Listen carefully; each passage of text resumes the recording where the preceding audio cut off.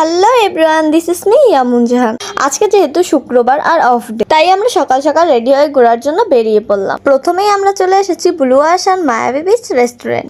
যেহেতু আমরা সকাল সকাল বেরিয়ে পড়েছিলাম, তাই বাসা থেকে কিছু খাওয়া হয়নি। জেদ্দা সাগরে যেমন বাতাস তেমন ঢেউ। প্রথমেই আমরা সবকিছু ঘুরে ঘুরে দেখতেছিলাম কি কি খাবার পাওয়া যায়।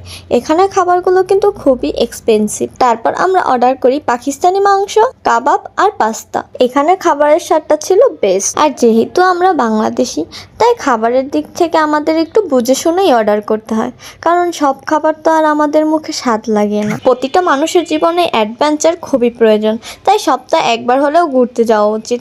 যদি প্রতিদিন পারো তাহলে প্রতিদিনই ঘুরতে যাও, এতে তোমার মন মানসিকতা সবই ভালো থাকবে। তারপর আমরা চলে আসি ফাক্কি অ্যাকোয়ারিয়ামে। আমাদের অনেকেরই কিন্তু জানতে ইচ্ছা করে সমুদ্রের নিচে কেমন, বা সমুদ্রের নিচে প্রাণীরা কিভাবে বাস করে, বা সমুদ্রের নিচে কি কি প্রাণী বাস করে, কিভাবে বাস করে, কোথায় থাকে, কি কি করে।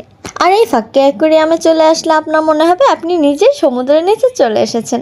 আপনার এমন মনে হবে যেন সমুদ্রের নিচে সবকিছু আপনি নিজের চোখে বাস্তবে দেখতেছেন। আর এখানে ঢোকার জন্য ছোট বড় সবার টিকিটের মূল্য 100 টাকা করে। আর এখানে আসলে মাছ, সাপ, কাঁকড়া, ডলফিন, চিংড়ি, পেঙ্গুইন সব কিছুই দেখতে পারবেন। আই মিন সমুদ্রের নিচে যত ধরনের প্রাণী আছে সব কিছুই আপনি এখানে জীবন্ত দেখতে পারবেন। এখানে আসলে আপনি সমুদ্রের নিচের ফিল পাবেন। এটা মনেই হয় না যে কোনো অ্যাকোয়ারিয়াম, মনে হয় যেন সাগরের নিচে চলে এসেছি। আফসোস শুধু একটাই, কিছু হাত দিয়ে ধরতে পারবেন না। হাত দিয়ে কিছু ধরলে যদি বিষাক্ত কিছুতে কামড় দিয়ে দেয়, তখন কিন্তু অন্য বিপদ। এর জন্য হাত দিয়ে কিছু ধরা যাবে না। জেদ্দা শহরের সব থেকে বড় অ্যাকোয়ারিয়াম ফাক্কি অ্যাকোয়ারিয়াম। আর এর প্রতিটা সাইড এত সুন্দর করে ডেকোরেশন করা ছিল যে আপনার মনেই হবে না এটা কোনো অ্যাকোয়ারিয়াম। এই পেঙ্গুইনের ঘরে এত পরিমাণ ঠান্ডা, মানে এতগুলো এসি ছাইড়া দিছে যেন ওদের মনেই হয় না এটা মানে ওরা অন্য কোথাও আছে, যে ওদের নিজেদের এলাকায় আছে, এমনই ওরা ভাব।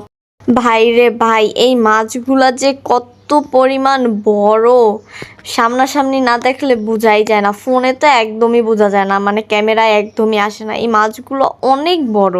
এইগুলোর নাম মেবি হাঙর মাছ। কিন্তু আমার কথা হয়েছে ভাই, এই মাছগুলা কিভাবে ধরছে? এত বড় বড় এক একটা মাছ, এগুলা কিভাবে ধরলো আমি এইটাই বুঝতে পারতেছি না। আর মেহেরিমা, শাফিন, ইশাল ওরা তো খুবই খুশি। ওরা মানে এত পরিমাণ খুশি, শুধু নাচানাচি করতেছে খুশিতে। ওরাও কিন্তু ঘুরতে খুবই পছন্দ করে। ওদেরকে প্রতিদিন যদি ঘুরতে নিয়ে যান তাহলে ওরা প্রতিদিনই ঘুরতে পারবে, ওদের কোনো ক্লান্তি নাই।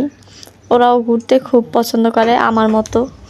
আসলে আমিও যেমন ঘুরতে পছন্দ করি, ওরাও তেমনই ঘুরতে খুব পছন্দ করে। আর অ্যাকোয়ারিয়ামের